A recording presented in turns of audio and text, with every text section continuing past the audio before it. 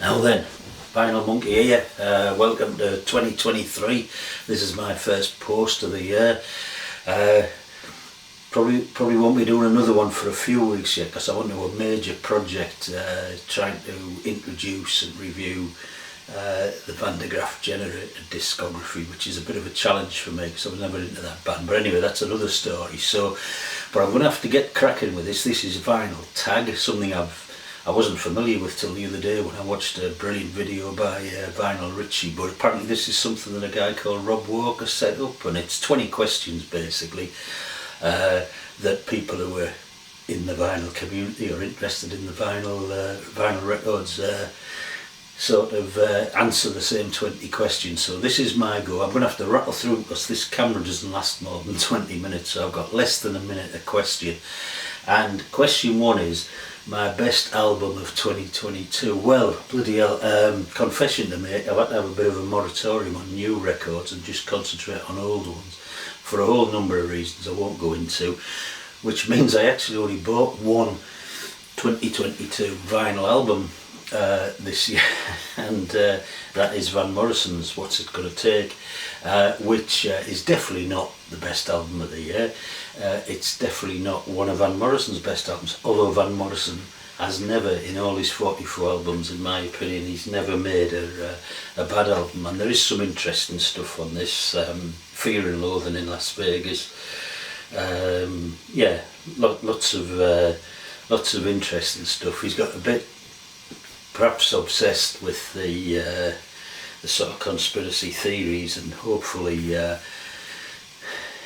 he'll be able to move on from that for his new album, which is due out in March. But anyway, that's my only album of 2022, Van Morrison. Next, question two, the last act you saw live. Well, the last big act, you know, apart from local bars, local pubs and stuff, that I saw live was John Cale a couple of months ago in Whitley Bay Playhouse, lovely small venue. John Cale, absolutely brilliant, founder member of the Velvet Underground. This is his album Fragments of a Rainy Season, which is him live with just a piano, beautiful stuff.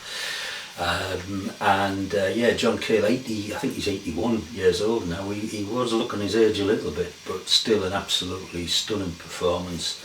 That was the last act I saw live, John Cale. Question three, their first album was their best. Well, I think that's the case for quite a lot of artists, not the majority, but for quite a lot. But the one I've chosen to pick is the superb British sort of post-punk band The Only Ones, and this is their debut album called The Only Ones. They only made 3 albums, 78, 79. This fantastic singer-songwriter Peter Perrett, Another Girl, Another Planet was the single hit from this album, but this is a stunning debut. Peter Perrett went on to produce some brilliant solo albums over the last 8, 9, 10 years or so, but this one is one where, in my opinion, their first album was the best. This is The Only Ones. Next one, a hat trick, something you've got in 3 formats: vinyl, CD and possibly cassette. Well, I ain't got any cassettes because I foolishly got shot of them all in a clear out quite a number of years ago.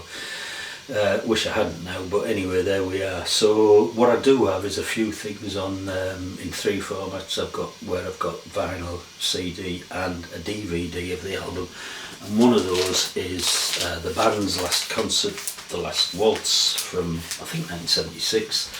I've also got the Martin Scorsese film of the event. That's down at my caravan, so I can't hold it up, you'll have to trust me. And also down there is my CD version, and they've all 3 have got slightly different variations on the content. So yeah, that's a good hat trick of formats, the band's Last Waltz. Question 5. An album that starts and ends with the same letter. Well, I've probably got a few in there, but I flicked through them. The first one I come to is Ry Cooder's Chicken Skin Music from around about the mid-70s somewhere. This is Ry Cooder, typical Ry Cooder, exploring other sort of nationalities, other fields of music, sort of Mexican, Tex-Mex, Hawaiian, and doing it brilliantly with fantastic musicality. Yeah, brilliant stuff. Raikuda, chicken skin music, begins and ends with a C. Next one, someone born in the same year as me. Well, I was born in 1958. That makes me 64, nearly 65. Also born that year was Mike Scott, the lead singer-songwriter with the Waterboys. This is their album Fisherman's Blues, late 80s, wasn't it, the Waterboys? Mid-late 80s. Anyway, yeah, Mike Scott, great singer-songwriter, also born in 1958, although he's worn a bit better than I have, maybe. Question 7, my most listened to album in 2022. Well, it's hard, isn't it? You're just relying on your own memory, which in my case is crap, really. But the one I've picked, I know I've given quite a lot of spins to this one. This is Charles Mingus. This is The Black Saint and the Sinner Lady. This is a superb sounding reissue. It's sort of big band stuff, quite a lot of horns and instruments on there. Brilliant guitar as well by J. Berliner. And it's a complex sort of album, and it takes a bit of getting into, and I've really made an effort because it's really good stuff, and I do love Mingus. So that's The Black Saint and the Sinner Lady. I think the album I've listened to most last year. The next one, the most listened to artist in 22. I think this is probably the brilliant Bill Callahan. This is his album Sometimes I Wish We Were an Eagle, which I love this album, but I've also got about 8 or 9 of his other albums, both his solo albums and his previous stuff that he did under the name Smog, and I think they just get better and better. It's beautiful baritone singing voice, and just brilliant, simple but touching lyrics, gorgeous stuff. The artist I probably listened most to in 2022, Bill Callahan. Where am I up to? Question 9, an Australian artist. Well, maybe my favourite Australian artist, Nick Cave. Had the intense pleasure of going to see him perform live with Warren Ellis, performing his Carnage album last year, but this is the predecessor to that. This is Ghosteen. Absolutely brilliant album. Again, one of those artists which he's just getting better and better creatively. Absolutely fantastic. Nick Cave, the Australian artist, although he has lived in Britain I think for quite some time now. A surprising purchase. Well, I surprised myself when I bought this one. I think this is Yellow. This is the Swiss sort of electronic music duo, and I think I sort of dismissed these as a sort of gimmicky sort of thing in the 80s. I dismissed lots of stuff in the 80s, which, I was wrong on a small number of those, I think, and this is one of them. I heard some of their recent stuff, come across it on YouTube, and I thought, oh, that's interesting, and they are really good. This is a good album. It's maybe not their strongest, but it's the one I picked up in a second-hand shop, and maybe my most surprising purchase. That's Yellow, Flag by Yellow.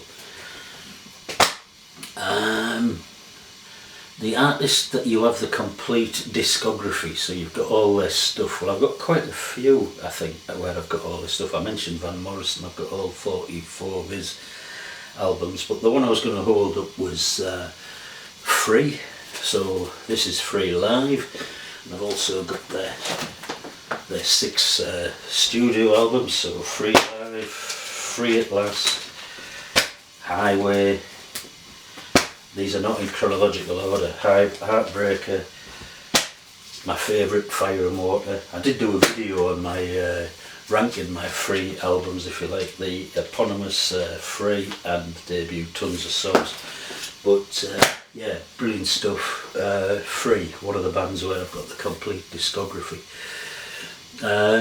Question 12, a great run of 3 albums. Lots of artists, particularly in the 70s, had prolific runs of masterpieces, you know, Elton John, Stevie Wonder, Dylan, loads of artists, of Leonard Cohen, Tom Waits. But the one I've chosen, one that maybe I think were particularly underrated at the time and went probably under the radar as well for many people. This is a British band led by a Scottish singer-songwriter, Jackie Lever, and this is Doll by Doll. And this is their first 3 albums, which were really, really good. It's sort of psychedelic-y, folky. It was out of tune with the sort of zeitgeist, the punky zeitgeist at the time, I think. But and that's maybe why it didn't get noticed. But in retrospect, these are really fine albums. This is Remember, this is Gypsy Blood, and Doll by Doll. So yeah, 3 great albums worth looking up if you've not come across that band before. So question 13, an 80s soundtrack. Well, I don't collect soundtracks. I don't think I've got an 80s soundtrack album. I've been through I definitely haven't. I could only find 2 soundtrack albums. One was from the 60s, that was Thelonious Monk's Les Liaisons Dangereuses, and then I've got one from the 70s, which is as close as I can get to the 80s, and this is Isaac Hayes' brilliant album, Shaft. Again, I could have picked Isaac Hayes for a run of 3 brilliant albums, but this is a cracker. The theme tune, obviously, everyone will be familiar with, but a good album all the way through. That's my soundtrack album from the 70s, not the 80s, unfortunately, Shaft. Someone who died in 2022, I was going to hold up one of my Stranglers albums, because Jet Black, the drummer, died in 2022, but then I thought, who was maybe my favourite artist who died in 2022, and that was Rodney Graham, the brilliant Canadian, multi-talented, multimedia artist who's a painter, photographer, visual artist, and in his sort of, as a side project really, he had a band, the Rodney Graham Band. This is one of his albums, Gondoliers, absolutely superbly written and performed and sang pop music. I don't think they printed many copies of these. I think they were always just associated with his sort of visual art exhibitions, but if you can get hold of a copy or you can find this guy on YouTube, give him a listen. Rodney Graham, yeah, passed away in 2022. A disappointing purchase. This is question 15. Yeah, not too many of them, I don't think. I picked out this one. This is Baby Grand. This is an album that I kept coming across in various second-hand record shops as you're flicking through them, and I was attracted by the cover, and I thought, yeah, I like the cover.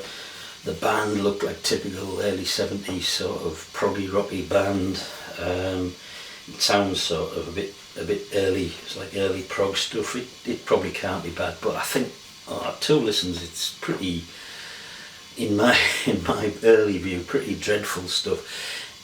It'll be hard to justify another spin of it, I think. So it was a disappointing waste of a tenner on Baby Grand.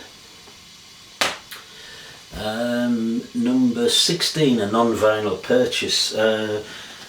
I've chosen this to just show this book. This is Patti Smith's latest book, a book of days, and Patti Smith is, what's it called when somebody's just talented across loads of fields, polymath.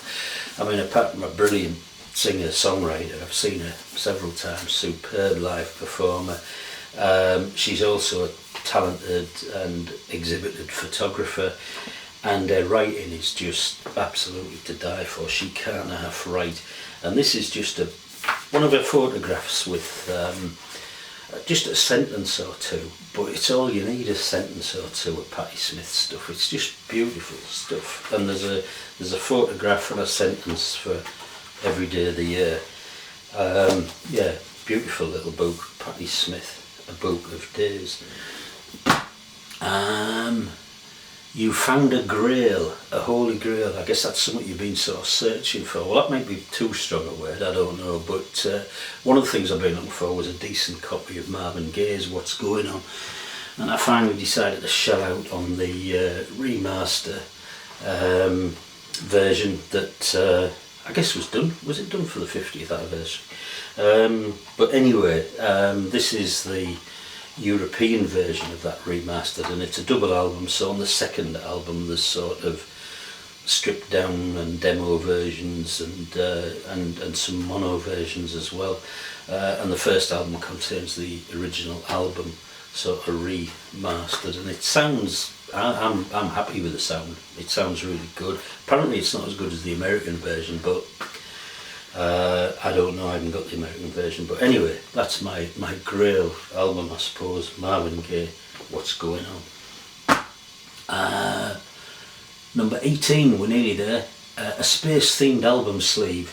Well, I think this is space themed. It looks like a space helmet to me. Daft Punk, this is Random Access Memories. Daft Punk always wore helmets. They wanted to sort of be anonymous, I think, personalities. This is a great album. They do lots of collaborations on here. Giorgio Moroder, what do they call him? Nile Rodgers from Chic, and Nile Rodgers appears on quite a few of the tracks, and his sound sort of pervades those tracks beautifully. But it's great stuff. Brilliant electronic album. Daft Punk, Random Access Memories. Number 19, a VCLT or a present or a gift. I'm not sure what VCLT stands for. I think it's Vinyl Community something, but I don't know. So anyway, a gift, a present. Yeah, my brother bought me this for Christmas. He goes over to France quite a lot. His daughter lives over there in Poitiers. So this is Serge Gainsbourg's L'Étonnant, which I think means amazing or astonishing or something like that. And it's a lovely little 10-inch album. It's the only 10-inch album I've got actually, but really varied sort of stuff, but great sounding album. So that's my gift. Says Gainsbourg, L'Étonnant. And then lastly, number 20, we're there. Hopefully the film survived long enough. This is an album released in '73, in other words an album that is going to reach its 50th anniversary, and there'll probably be a bit of a reissuing and all the rest of it. And this is, I've just recently done my top 10 British and Irish and top 10 North American albums in a video a few weeks ago, so you can have a look at that to see which I think are the best albums from '73. Just look back on that one, but I've decided to show one that I didn't include in there, but is the ubiquitous, almost massive selling album by Mike Oldfield, Tubular Bells, which reaches its 50th anniversary this year. And I know that Mike Oldfield is touring this spring, I think, playing this full album. I won't be buying a ticket because, I mean, for me it's pleasant, you know. He's obviously a talented musician. It's sold many millions of copies, but I mean, for me it's, you know, nice to put on if you want an afternoon nap or something, but I wouldn't want to go and see this live. But that's my album from 1973, Mike Oldfield's Tubular Bells. And that's me for my Vinyl Tag 2023. I hope to see you in a week or two, maybe 2 weeks, when we get back on track, starting with Van de Graaff Generator albums Rant. Cheers, ta-ra.